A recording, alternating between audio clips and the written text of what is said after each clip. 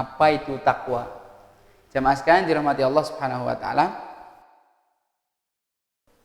Sebelum saya akan menjelaskan satu persatu dimulai dari definisi takwa, tapi sebelumnya saya ingin mengajak jamaah sekalian untuk merefleksi beberapa ayat Allah Subhanahu wa taala yang sesuai dengan kondisi kita sekarang ini. Yang pertama, Allah Subhanahu wa taala berfirman dalam surat Al-An'am ayat 42, A'udzubillahi minasyaitonirrajim, "Wa ma arsalna fi ila umamin min qablika fa akhadnahum bil ba'sa'i wad dharra'i la'allahum yatadarra'un." Dalam surat Al-A'raf ayat 94, Allah Subhanahu wa taala berfirman, "Wa ma arsalna ila umamin min qablika wa ma arsalna fi qaryatin min nabiyyin illa akhadna ahlaha bil ba'sa wad dharra la'allahum yatadarra'un." Ada beberapa kesamaan dalam dua ayat ini. Poinnya adalah tidaklah seorang nabi diutus menyampaikan satu dakwah, menyampaikan Islam kepada kaumnya, kecuali Allah Subhanahu wa taala itu akan menguji kaumnya dengan yang pertama namanya ba'sa, yang kedua namanya dharra. Dharra. Al-ba'sa menurut Imam Al-Qurtubi dalam tafsir Al-Jami' li Ahkamil Quran, maknanya adalah musibah atau ujian yang berkenaan dengan harta seseorang. Itu namanya al-ba'sa. Kemudian yang kedua, ujian, musibah, malapetaka yang mengancam jiwa seseorang. Itu disebut dengan ad-dharra. Nah, Allah Subhanahu wa taala setiap menginginkan untuk mendidik, mengajari suatu kaum atau menguji suatu kaum, sehingga dari ujian itu Allah dapat memilih siapa orang yang jujur, siapa orang yang berdusta. Itu Allah mengirimkan yang namanya al-ba'sa wad dharra.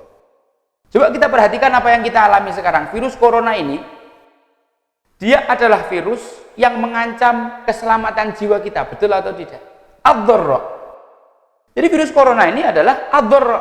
Di sisi lain, virus ini juga membuat ekonomi kita jadi lesu, ekonomi kita menurun, kemudian muncul kriminalitas yang juga nanti kelak akan membahayakan harta kita.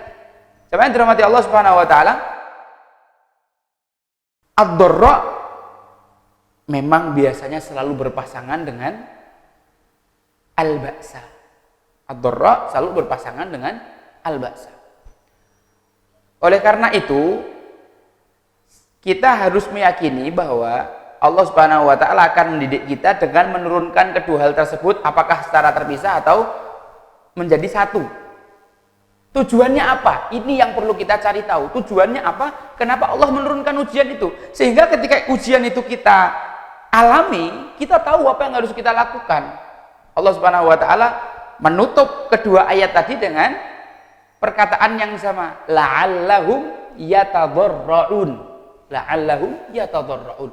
Supaya orang itu kemudian menjadi tunduk, orang itu kemudian menjadi khusyuk, orang itu menjadi khudu, orang itu menjadi pasrah diri kepada Allah Subhanahu wa taala. Tapi pertanyaannya, apakah kita dalam menyikapi corona ini kita menjadi orang-orang yang khudu, menjadi orang-orang yang khusyuk, menjadi orang-orang yang diinginkan oleh Allah Subhanahu wa taala, menjadi orang yang bertakwa, orang yang mengerjakan perintahnya dengan ujian ini, atau malah justru sebaliknya? Dalam menyikapi musibah corona ini, manusia terbagi setidaknya ada beberapa golongan gitu. Yang pertama adalah golongan orang yang hanya mementingkan kepentingan diri sendiri, keuntungan diri sendiri. Dia tidak mau peduli bahwa apa yang dia lakukan itu membahayakan orang lain. Dia ada orang yang panik, orang takut, bahasa Jawa ini orang keweden, meden-medeni terusan.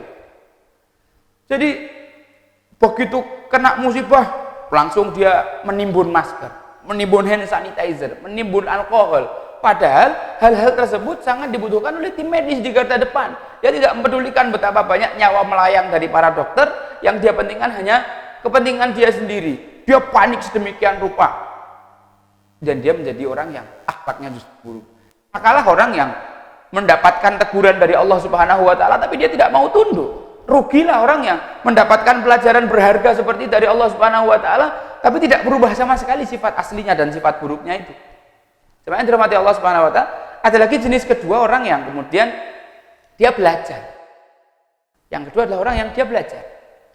Dia memperhatikan, dia mencari ilmu tentang bagaimana menyikapi corona ini dengan baik. Bukan nimbun masker, tapi cukup kita perbaiki imun kita, makan makanan yang sehat, menjaga diri kita, menjaga pola kehidupan yang sehat dan bersih, kita menjaga ritme olahraga kita. Sebenarnya itu yang diinginkan. Allah Subhanahu wa taala menurunkan syariatnya itu untuk menjaga manusia. Dan bukankah 1400 tahun yang lalu Allah Subhanahu wa taala lewat lisan Rasulnya telah mengajarkan Islam ini dengan begitu detailnya, dengan begitu baiknya. Agama Islam ini berlandaskan satu kaidah kebersihan. Sholat itu sebelum sholat kita diperintahkan untuk wudu atau tayamum atau mandi junub bagi yang junub. Sebenarnya dirahmati Allah Subhanahu wa taala, yang ketiga adalah orang yang bertumbuh. Orang yang bertumbuh. Orang yang kemudian dia melihat situasi yang demikian. Dia tergerak untuk memaksimalkan potensinya apa yang dia punya untuk membantu masyarakat. Dan cara membantu orang berbeda-beda. Ada yang dia membantu dengan tenaganya. Betapa banyak kami jumpai orang yang secara finansial tidak terlalu mampu, tapi dia badrul juhud, dia menunjukkan kesungguhannya. Setiap kali ada program-program sosial untuk penanganan COVID, dia selalu di garda terdepan. Ada seorang ibu-ibu yang Masya Allah, secara ekonomi biasa saja, yang beliau bisa lakukan hanya menjahit. Lalu beliau datang, Ustadz, saya tidak bisa donasi uang Ustadz, saya nanti donasi masker saja. Masya Allah, itu luar biasa. Di sini dia mengalami satu momen pertumbuhan. Dia bukan lagi egois memikirkan diri sendiri dan keluarganya, sudah lebih dari itu, dia memikirkan orang lain dengan kemampuan yang dia bisa. Tentunya banyak sekali, ada ribuan orang di luar sana yang juga termasuk kategori ini. Pertanyaannya, kita termasuk kategori yang mana?